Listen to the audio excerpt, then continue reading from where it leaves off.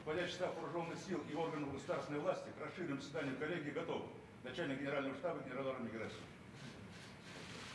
Товарищи офицеры. Товарищи офицеры.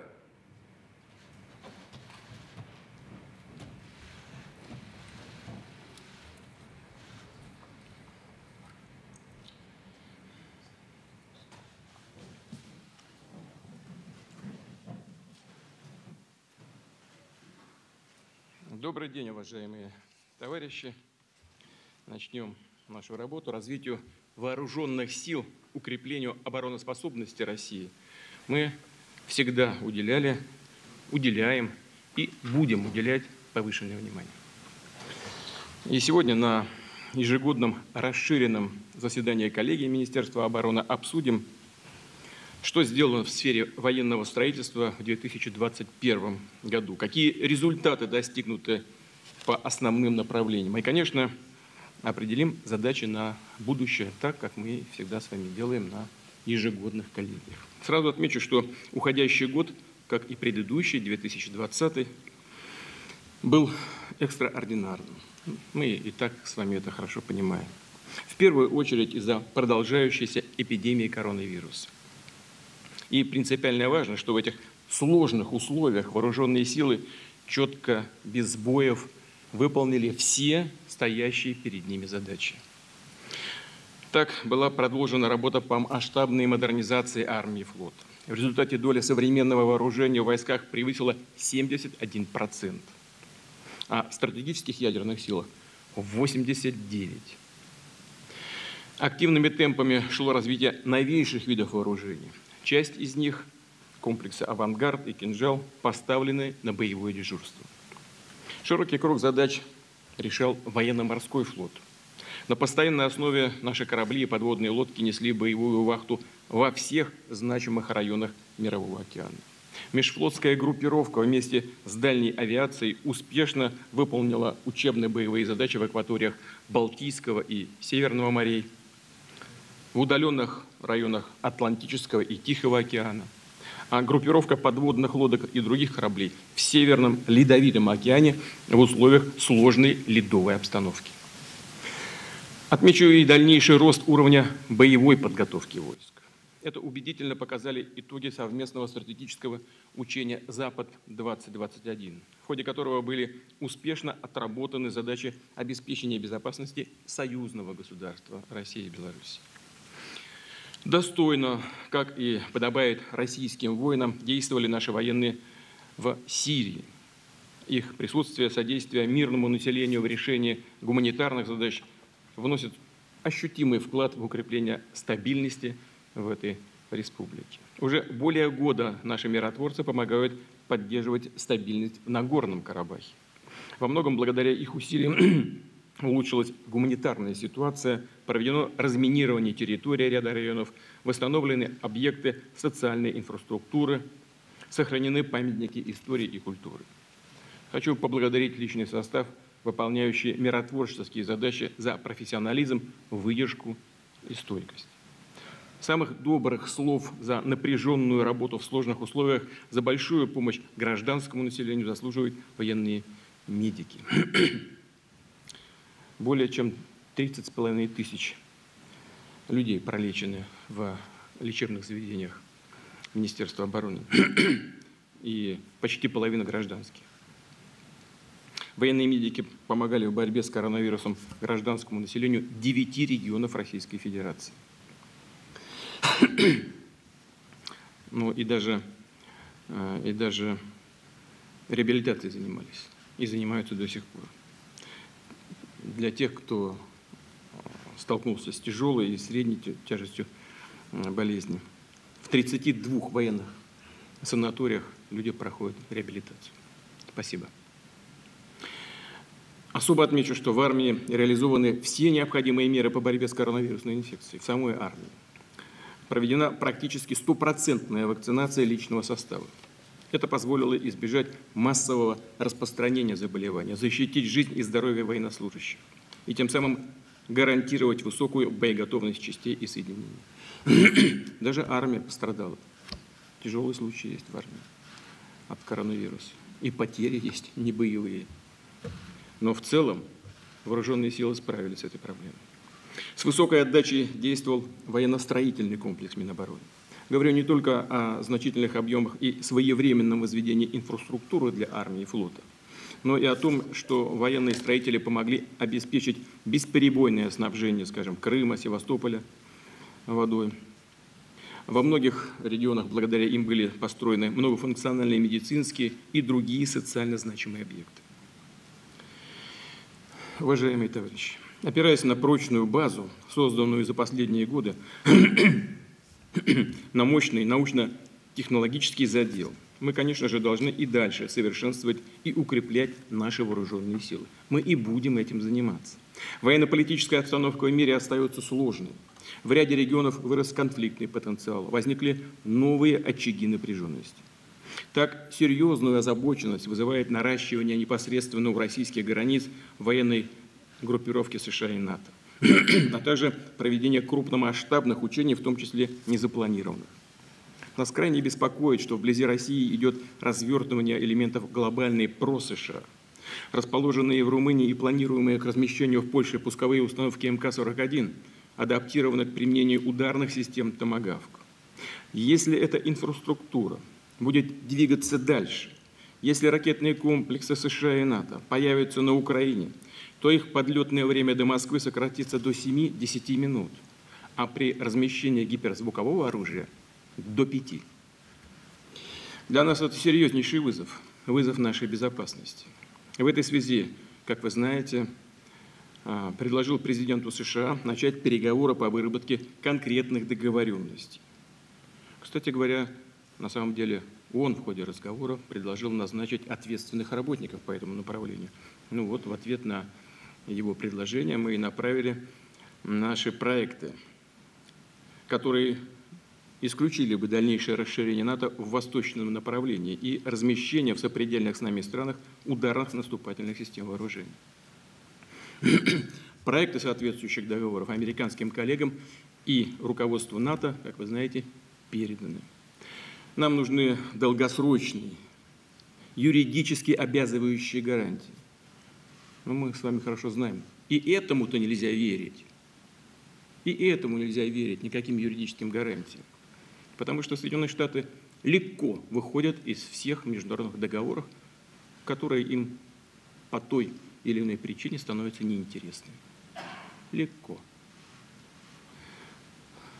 Объясняя чем-то или вообще ничем не объясняя. Как это было с договором по противоракетной обороне. Все. По открытому небу. Нет, и все. Но хоть это, хоть что-то, хоть юридически обязывающие договоренности должны быть, а не устные заверения. Цену таким устным заверениям, словам и обещаниям мы хорошо знаем. Можно здесь обратиться к недавней истории, к событиям конца 80-х, начала 90-х годов прошлого века, когда нам говорили, что, мол, ваши волнения по поводу возможного расширения НАТО на восток беспочвенны. А затем последовало 5 волн расширения НАТО на восток. Причем это же происходило, помните как? Здесь все взрослые люди сидят. Это происходило тогда, когда между Россией и США, Россией и всеми основными странами НАТО были безоблачные отношения. Ну, просто чуть ли не союзнические. Говорил уже публично, еще вам скажу, напомню. На объектах ядерного оружейного комплекса Российской Федерации сидели на постоянной основе американские специалисты. На работу ходили туда каждый день. Столы стояли там рабочие и флаг США. Ну, куда больше? Чего еще надо? В правительстве России работали советники из США, кадровые сотрудники ЦРУ советовали. Ну, чего еще? Зачем надо было поддерживать сепаратизм на Северном Кавказе? Причем с помощью даже ИГИЛ. Ну, не ИГИЛ, там другие организации были террористические. Явно террористов поддерживали. Ну, зачем? Зачем надо было расширять НАТО? Выходить из договоров по ПРО? То, что сейчас происходит, та напряженность, которая складывается в Европе, это их вина.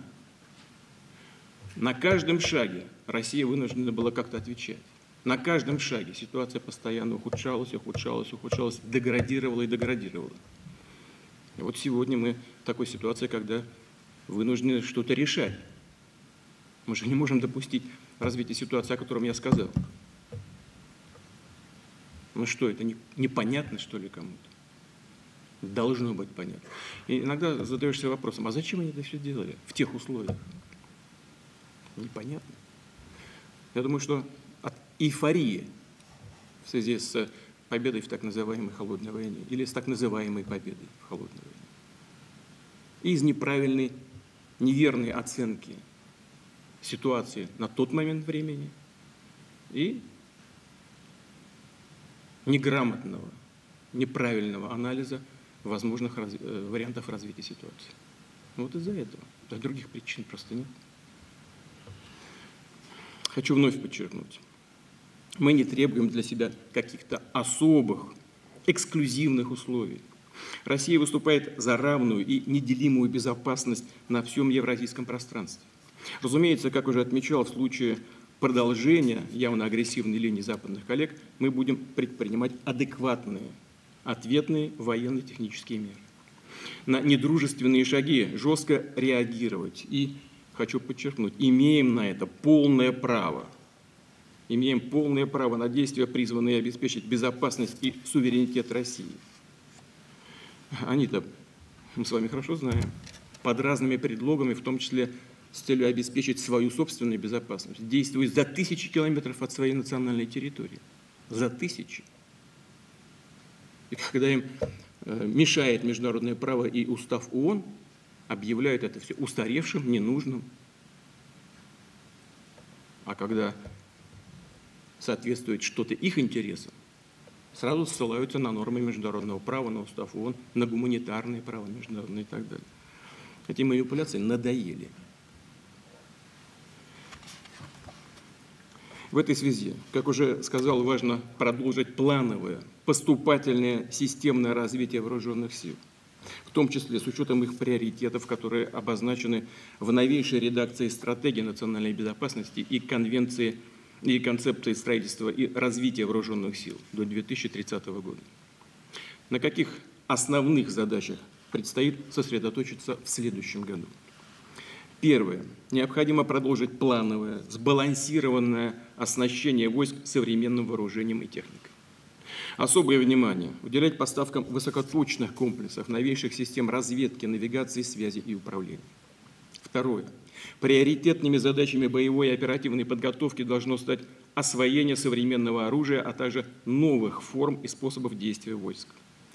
В этой связи в программы боевой учебы должны быть внесены коррективы, чтобы в наступающем году учесть их при проведении учений, в том числе стратегического командно-штабного учения «Восток-2022». Третье. Сегодня успех во многом и во многих сферах прямо зависит от выверенности и быстроты принятия решений. А в военной области при проведении боевых операций такая скорость исчисляется буквально минутами, а то и секундами. Поэтому нужно развивать системы поддержки принятия решений командирами всех уровней, особенно в тактическом звене, внедрять в эти системы технологии искусственного интеллекта. Четвертое. Безусловно, на всех уровнях должны быть эффективные алгоритмы действий, передовая автоматика. Но вместе с тем мы видим, что современные военные конфликты проходят не по шаблону. В них, как и прежде, ключевая роль принадлежит командиру.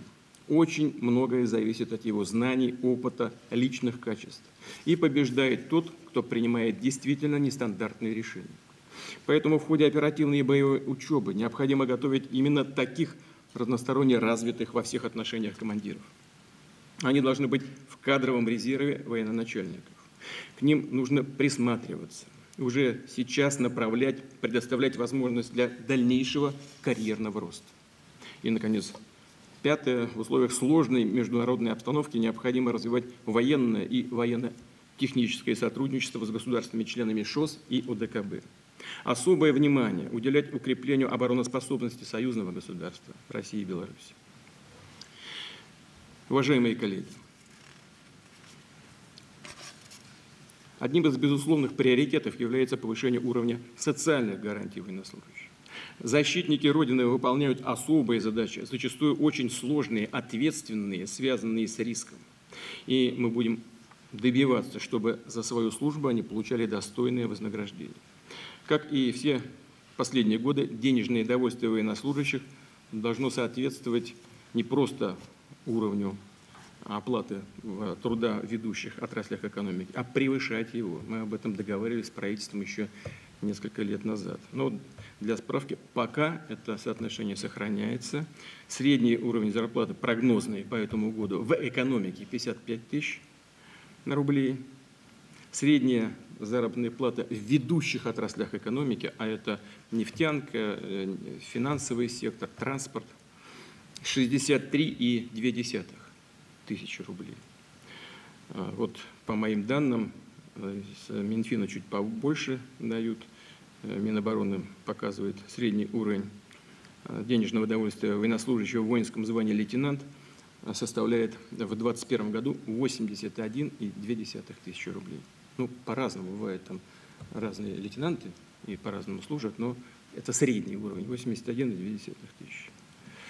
Так, а вот я сказал, в ведущих отраслях экономики 63,2. Правительство должно и дальше своевременно и в том объеме, который обеспечит это соотношение, индексировать денежное довольствие военнослужащих. И, конечно, увеличивать военные пенсии. В плановом порядке идет обеспечение военнослужащих постоянным жильем. В 2021 году на предоставленные жилищные субсидии новые квартиры приобрели 4350 военнослужащих. В течение предстоящих 3 лет субсидии получат еще около 9 тысяч военнослужащих. Из федерального бюджета на эти цели планируется направить около 113 миллиардов рублей. Продолжает эффективно действовать накопительно-ипотечная система. С ее помощью в 2021 году реализовали свое право на жилье 15 тысяч военнослужащих, а в 2022-2024 за счет этой системы новое жилье получат еще 34 тысячи. Не снижаются темпы обеспечения служебным жильем. В текущем году его получат 35 тысяч военнослужащих, что более чем на 14% превышает плановые показатели. Будем и дальше уделять и этим, и другим вопросам социальной защищенности военнослужащих самое пристальное, самое серьезное внимание. И в завершение хочу поблагодарить руководство и личный состав Министерства обороны за добросовестное выполнение поставленной задачи. Уверен, что вы и впредь будете действовать профессионально, четко, делать все необходимое для достижения высоких результатов. Желаю вам дальнейших успехов в службе на благо России и нашего народа. Спасибо большое за внимание.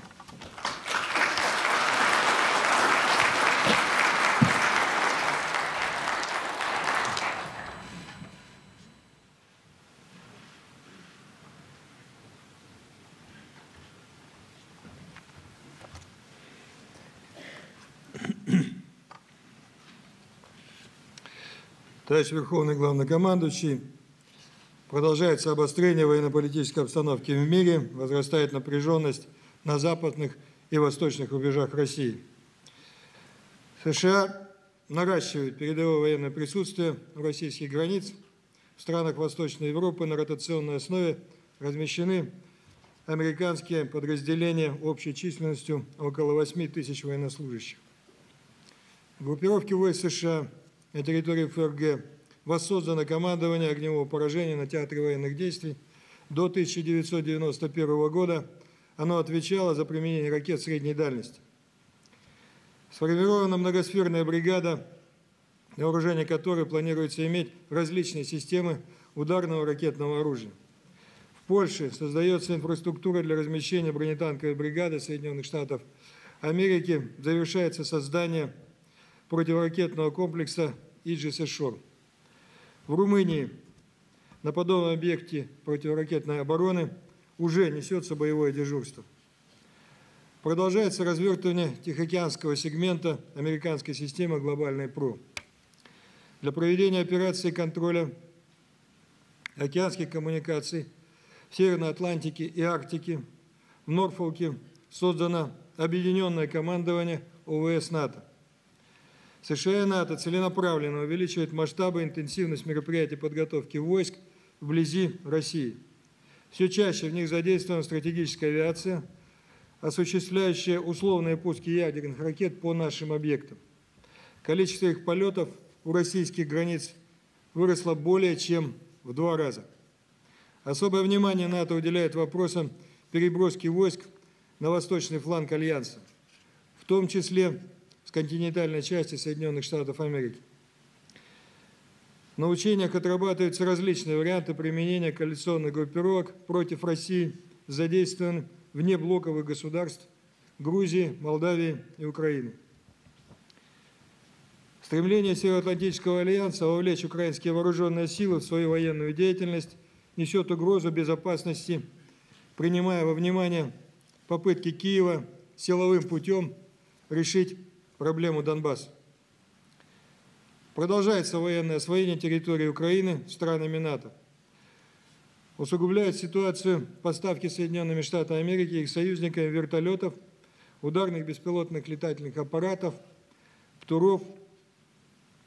Достоверно установлено присутствие более 120 сотрудников американских частных военных компаний в населенных пунктах Авдеевка и Приазовская Донецкой области.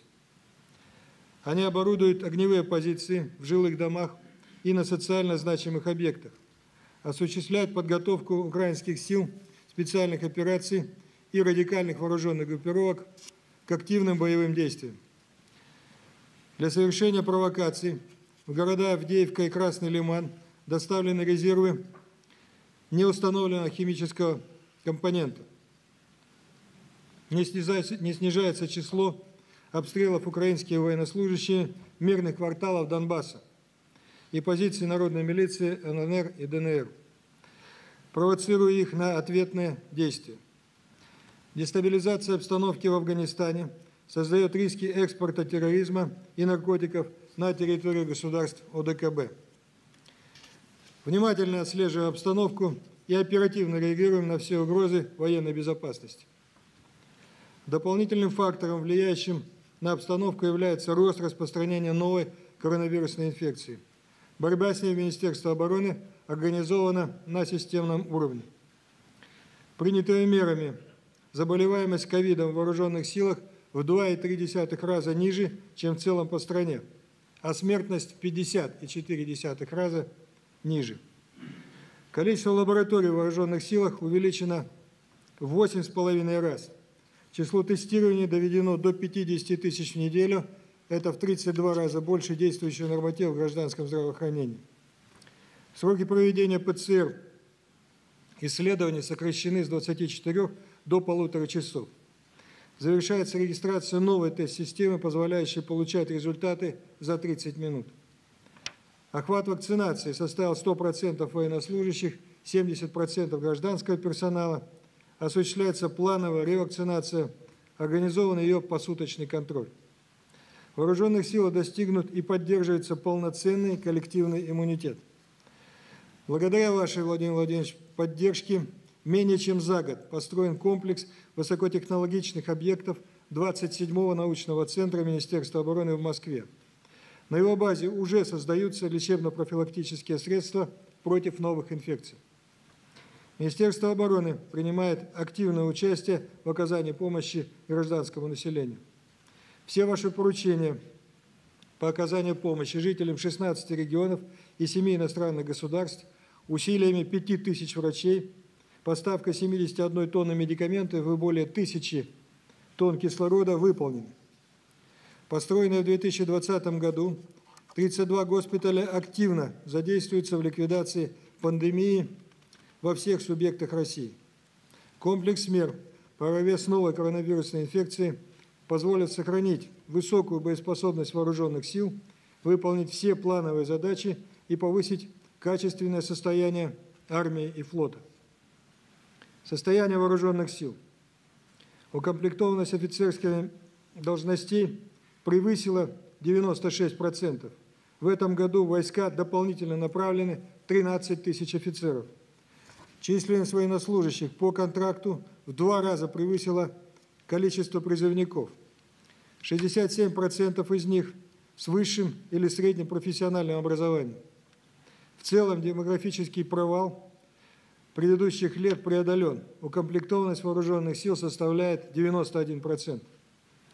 На сегодня боевой опыт имеет весь командный состав сухопутных войск, 92% летного состава, 58% специалистов противовоздушной обороны, 62% военно-морского флота. Решена многолетняя хроническая проблема с постоянным жильем. С 2018 года военнослужащие его получают в плановом порядке.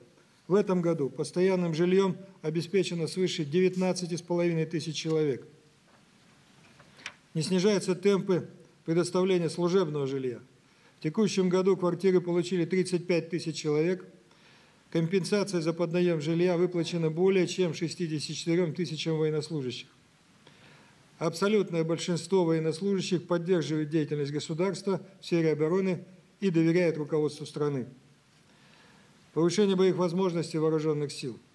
В ракетных войсках стратегического назначения завершено перевооружение первого ракетного полка на ракетные комплексы «Авангард» с межконтинентальными баллистическими ракетами, оснащенными гиперзвуковыми планирующими крылатыми блоками.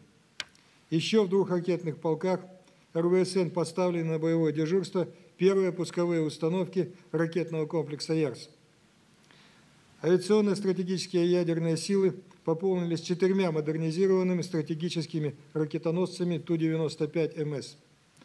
В состав военно-морского флота принят очередной атомный подводный крейсер проекта «Борей-А», вооруженный баллистическими ракетами «Булава».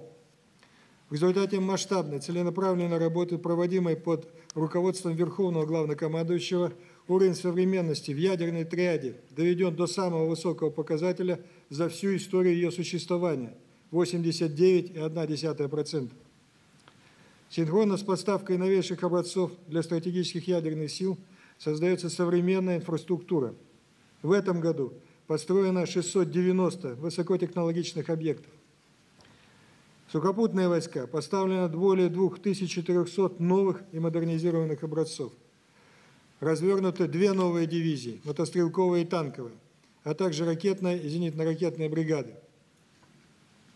В воздушно-космических силах сформирован авиационный и зенитно-ракетные полки.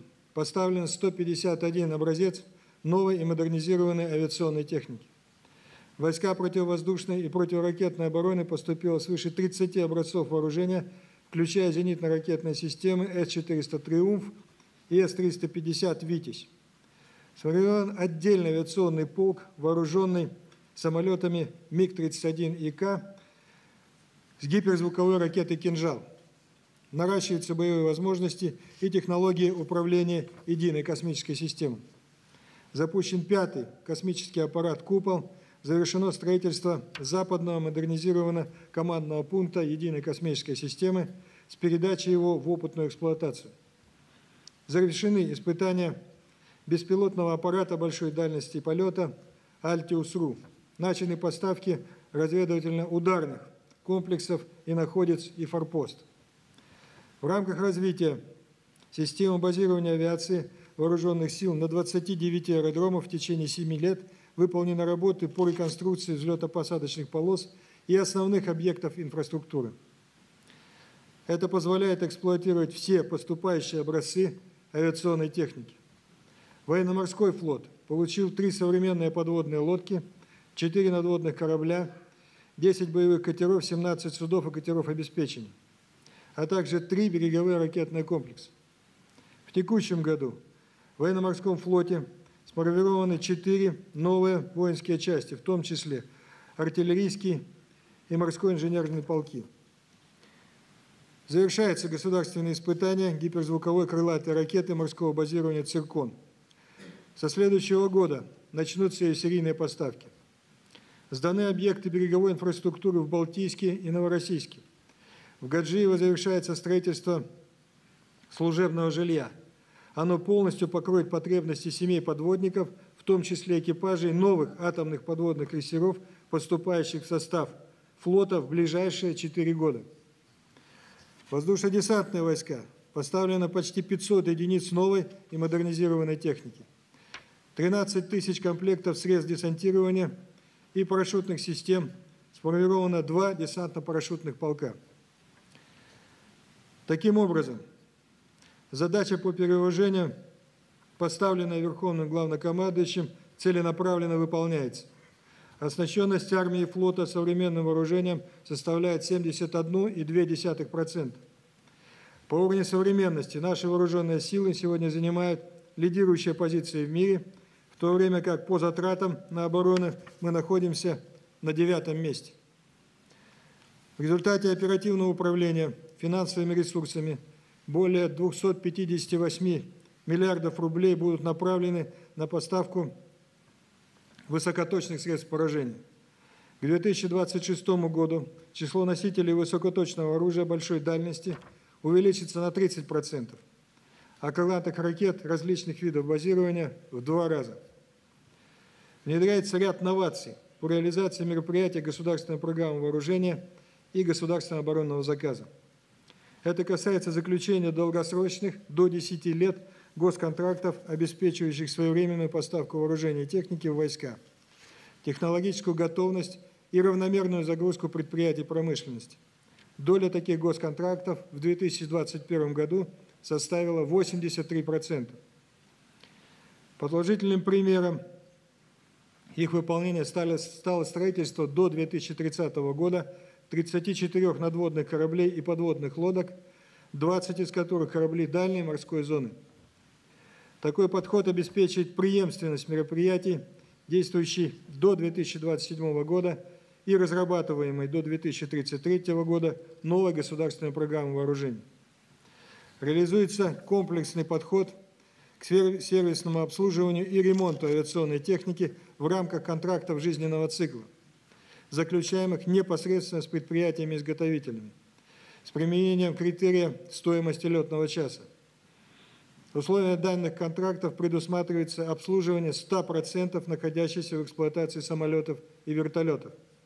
Это позволило поддерживать исправность авиационной техники на уровне не ниже 83%, что более чем в 2 раза превышает показатели 2012 года. Созданная Министерством обороны единая информационная система расчетов по гособоронзаказу стала первым в стране инструментом постоянного автоматизированного мониторинга и контроля использования бюджетных средств. На сегодня это ключевой инструмент при принятии решений по опережающему авансированию предприятий ОПК и корректировке государственного оборонного заказа.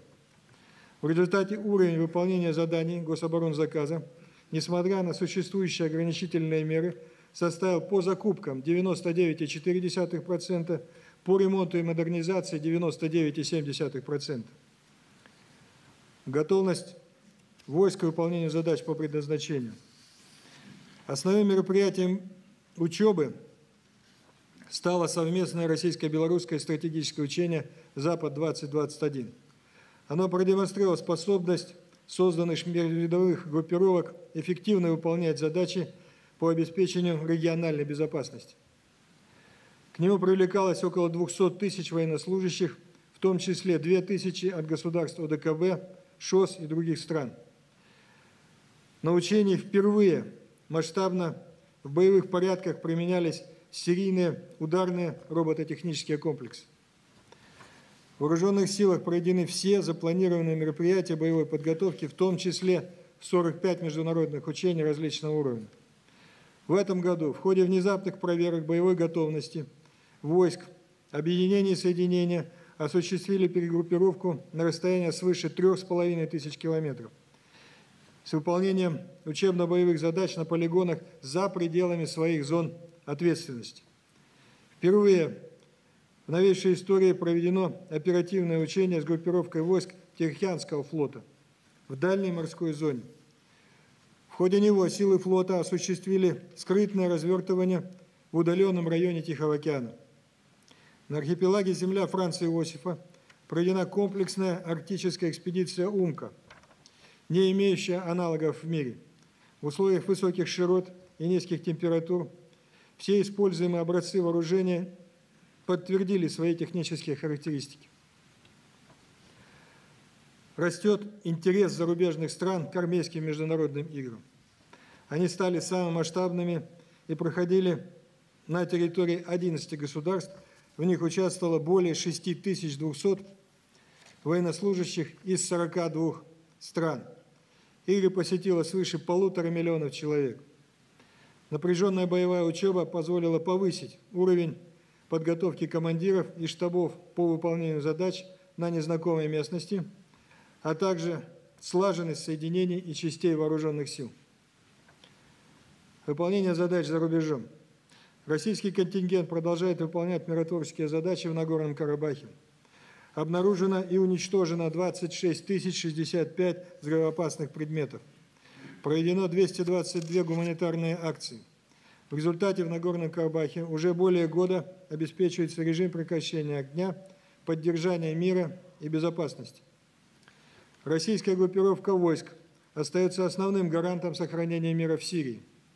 Оказана помощь сирийскому государству в регулировании обострившейся летом обстановки на юге страны.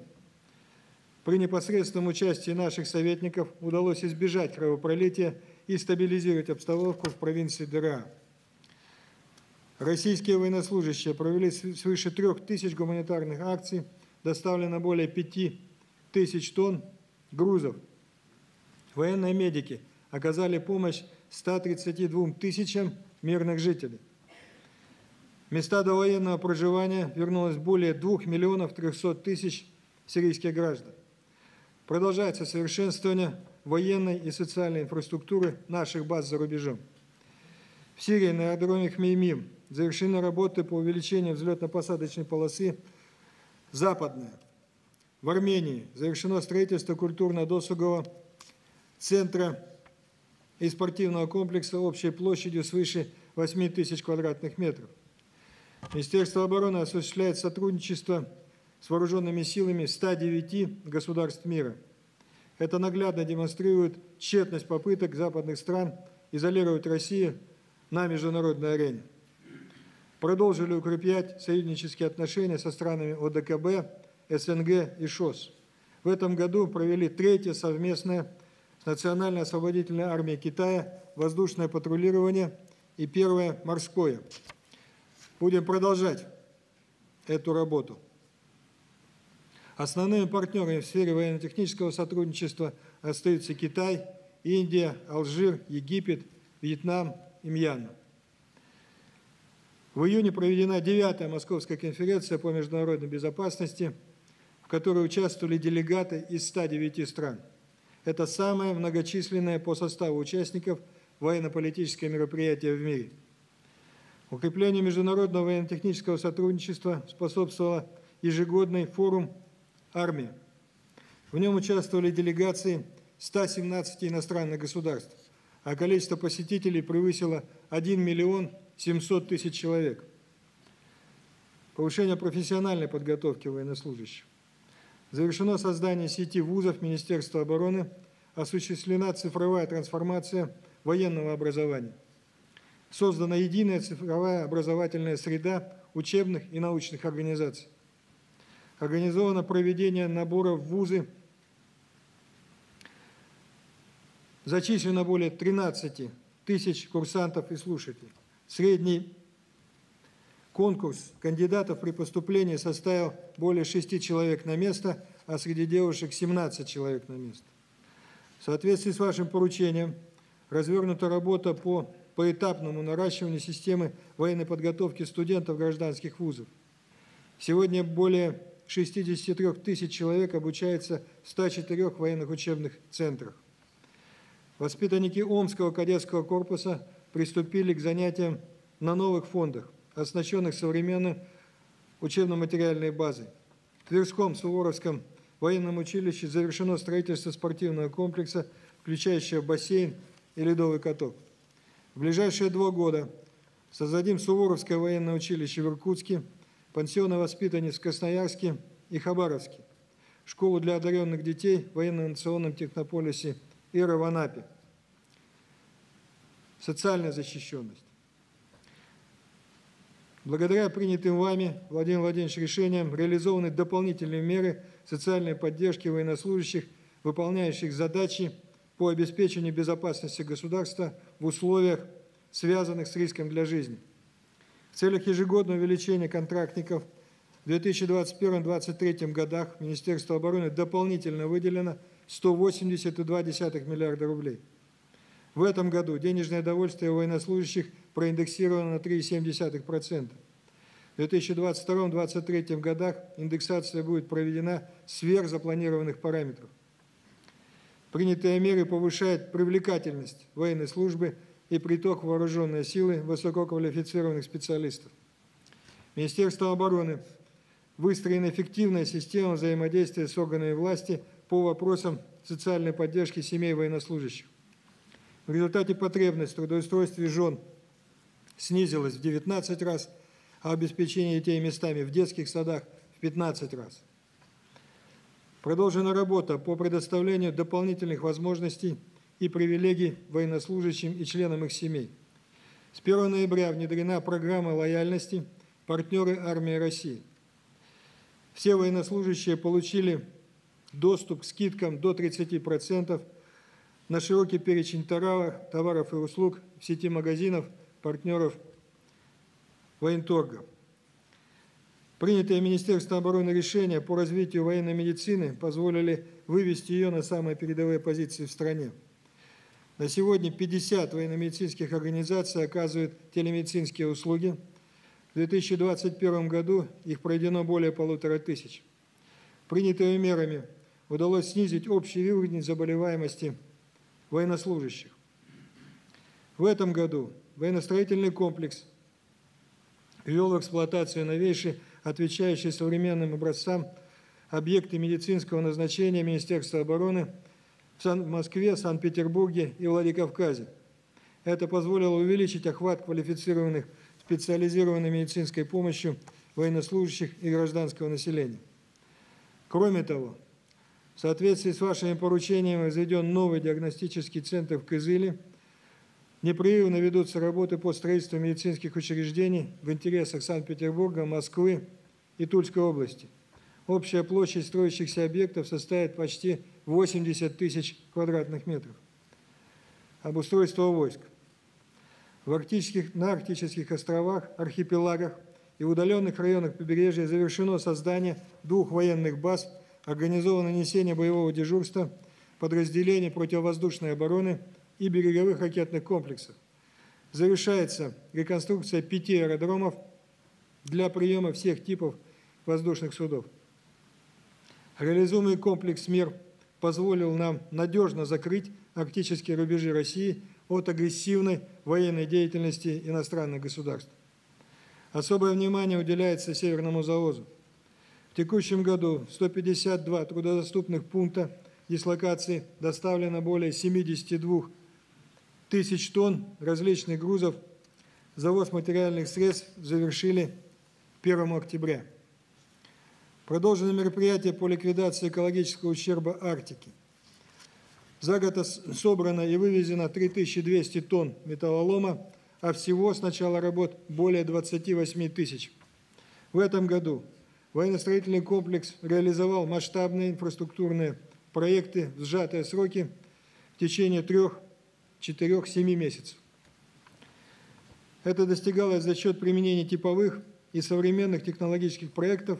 В результате на 1 вложенный рубль приходится более 2 рублей вводимых основных фондов. В плановом порядке осуществляется мероприятие по обустройству военных городков.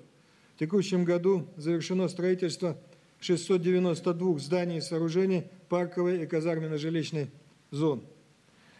Продолжается партнерская работа по строительству топливозаправочных комплексов на военных аэродромах. В текущем году построено еще 4 таких ТЗК. Общий объем инвестиций в данный проект со стороны нефтяных компаний составил 21,4 миллиарда рублей. Продолжается совершенствование системы хранения ракет и боеприпасов. Построено 66 современных хранилищ, а их общее число достигло 602. Сокращены необоснованные расходы на оплату коммунальных услуг на военных объектах. за счет установки 88 тысяч приборов учета коммунальных услуг. В соответствии с поручением президента Российской Федерации подразделения железнодорожных войск осуществляют реконструкцию БАМа на участке Улак-Февральск протяженностью 339 километров. С опережением графика выполнен полный комплекс подготовительных работ. На участке Дрогошевск-Скалистый приступили к укладке нового железнодорожного пути. Продолжена работа по передаче субъектам в муниципальную собственность имущества, неиспользуемого для нужд вооруженных сил. В этом году передано 2982 объекта недвижимого имущества. Сэкономленные средства пошли на строительство новых объектов военной инфраструктуры. Военно-политическая работа. Командующие и командиры, военно-политические органы продолжали поддерживать высокий уровень морально-политического состояния войск и их готовность к выполнению боевых задач в любых условиях обстановки. Вместе с тем, круг задач, решаемых военно-политическими органами, увеличивается. Еще многое предстоит сделать в данном направлении. В год 76-летия Победы Министерства обороны реализованы крупные патриотические и культурные проекты. Военные парады проведены в 28 городах. Традиционно состоялся главный военно-морской парад. В целях сохранения исторической памяти субъектам Российской Федерации переданы 86 боевых знамен. Музейно-храмовый комплекс стал местом настоящего паломничества россиян. Всего с начала года на его территории проведено свыше 100 крупных мероприятий, которые посетило около 3 миллионов человек. Всего по стране открыто 248 парков «Патриот», из них 29 в этом году. Продолжена системная работа по военно-патриотическому воспитанию молодежи. Ее ядром является движение «Юнармия», которое уже охватило все регионы России и объединило более 1 миллиона подростков. В текущем году оно отметило свое 5-летие. Совместно с руководством Москвы и Московской области организована работа Центра военно-патриотического воспитания молодежи «Авангард». С начала года в нем прошли начальную боевую подготовку, военную подготовку свыше 10 тысяч юношей и девушек. Продолжается создание таких центров во всех городах с населением свыше 100 тысяч человек. В соответствии с вашим, Владимир Владимирович, поручением уже создано 40 таких центров. Министерство обороны в этом году появился многофункциональный телевизионный комплекс с аппаратно-студийным оборудованием. Он позволяет информировать общество о развитии и деятельности вооруженных сил на новом качественном уровне. Таким образом, сформированы все условия для создания на этой базе фильмов военно-патриотического характера по заказам Министерства обороны и других силовых ведомств. Товарищ Верховный Главнокомандующий, все задачи, определенные на 2021 год, вооруженными силами выполнены. Их боевые возможности возросли на 12,8%. Обеспечен заданный уровень поддержания обороноспособности страны. Реализация всех заключенных контрактов обеспечила поставку более 5000 основных образцов вооружений. Перевооружение армии и флота, а также плановый ремонт позволили поддерживать исправность военной техники на уровне 95%. Введены в эксплуатацию более 3000 зданий и сооружений общей площадью 2,5 миллиона квадратных метров. В 2021 году общий объем переданных пользователям капитальных вложений составил более 155 миллиардов рублей, тем самым значительно снижен объем незавершенного строительства. Деятельность Министерства обороны получает высокую оценку в российском обществе. Более 90% граждан уверены, что вооруженные силы способны защитить страну, а 88% испытывают гордость за армию и флот. Приоритетные задачи на 2022 год. По перевооружению. Поставить на боевое дежурство в ракетных войсках стратегического назначения 21 пусковую установку с межконтинентальными баллистическими ракетами «Ярс», «Авангард» и «Сармат». В авиационные стратегические ядерные силы поставить 2 стратегических ракетоносца Ту-160М. Принять в состав флота атомный подводный крейсер проекта «Борей-А» генералиссимус Суворов. По силам общего назначения поставить сухопутные войска, ВДВ и береговые войска военно-морского флота, более 1000 современных средств бронетанкового и артиллерийского вооружения. Поставить воздушно-космические силы и военно-морской флот 257 новых и модернизированных летательных аппаратов, 5 дивизионных комплектов зенитно-ракетной системы С-400 «Триумф». Принять в состав военно-морского флота 5 подводных лодок, 11 надводных кораблей, 3 боевых катера, поставить в войска 2 береговых ракетных комплекса. Увеличить число военнослужащих по контракту на 14,7 тысячи человек. Подготовить и провести стратегическое командно-штабное учение «Восток» и «Гром». Ввести в эксплуатацию 3000 зданий и сооружений синхронно с поставками новых образцов вооружения и техники. В течение 2 лет завершить цифровую трансформацию военкоматов. Это позволит, с одной стороны, сократить численность персонала, а с другой – увеличить заработную плату. Министерством обороны проделана большая работа по повышению обороноспособности страны, но многое еще предстоит сделать. Так, за долгие годы накопился огромный объем капитального ремонта инфраструктуры военных городков. Меры принимаются, но их недостаточно. Будем обращаться в правительство, чтобы утроить количество средств, выделяемых на эти нужды. К исходу первого квартала 2022 года завершим инвентаризацию служебного жилья, после чего предложим схему его дальнейшего финансирования, а также объем средств, выделяемых на поднаем жилья. Товарищ Верховный Главнокомандующий, в соответствии с вашими поручениями, в следующем году будет продолжен курс на поступательное развитие вооруженных сил и повышение их боевых возможностей. Подробные итоги деятельности обсудим в ходе закрытой части заседания коллегии. Доклад закончен.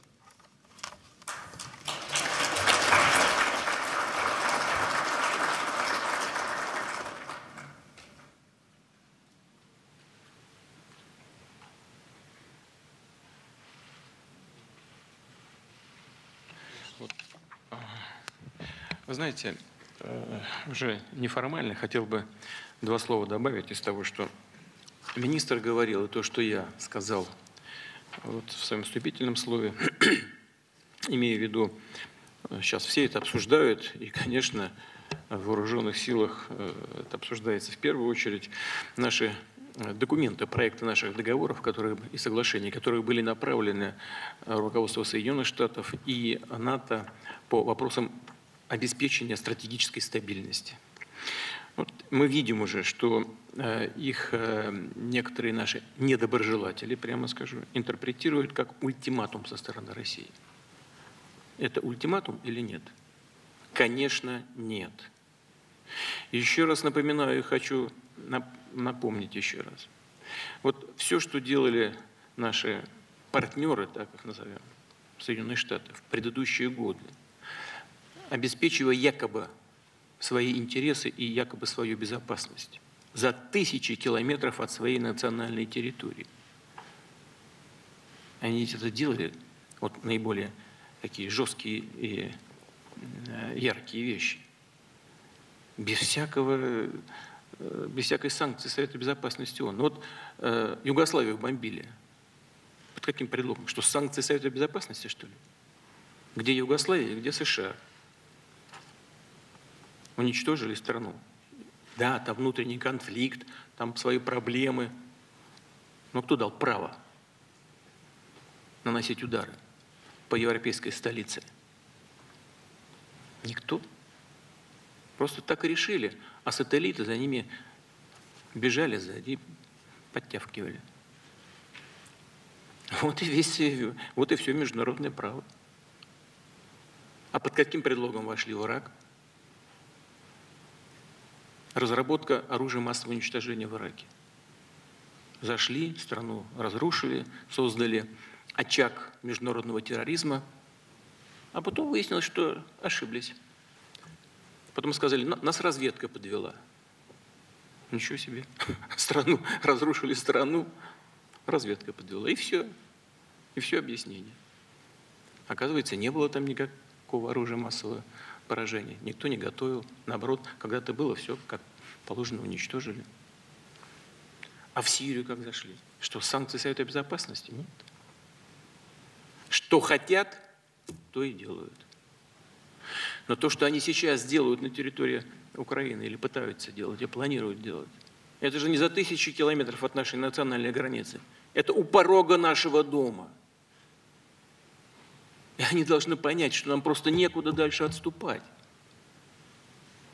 Здесь сидят специалисты, мы с ними постоянно, я же с ними постоянно в контакте.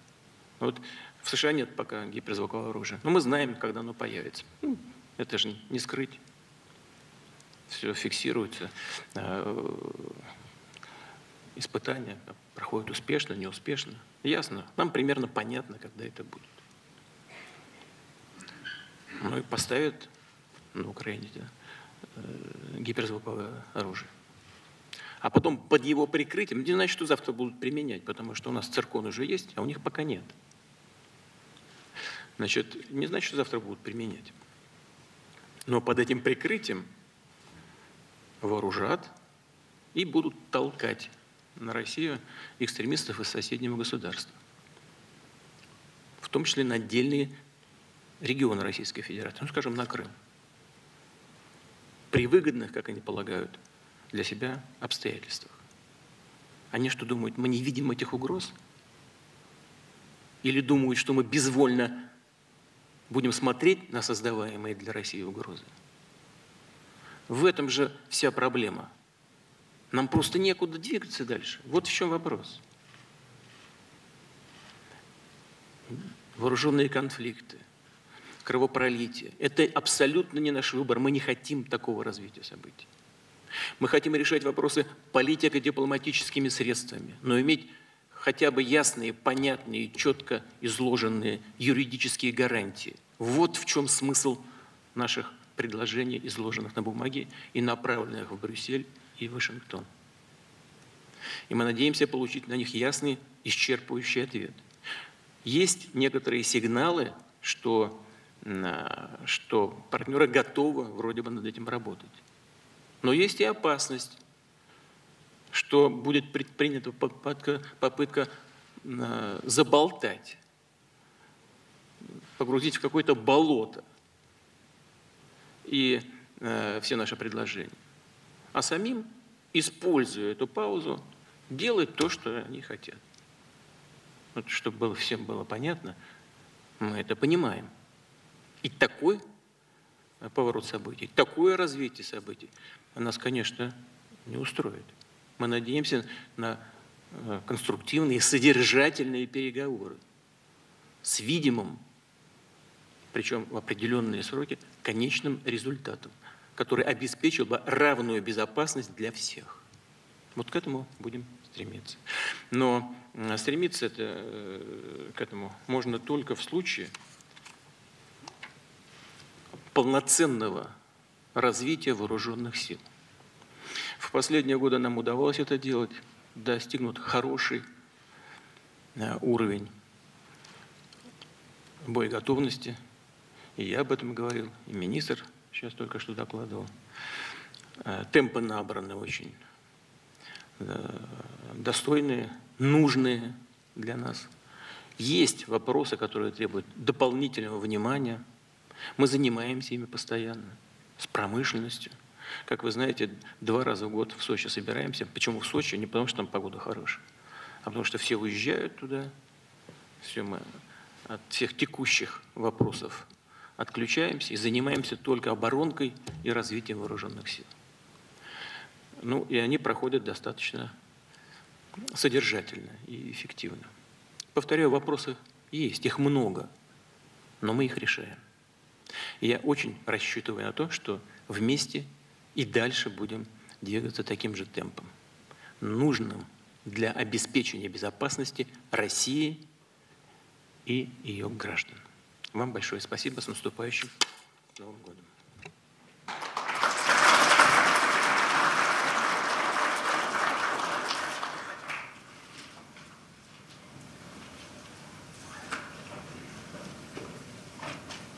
Товарищи офицеры,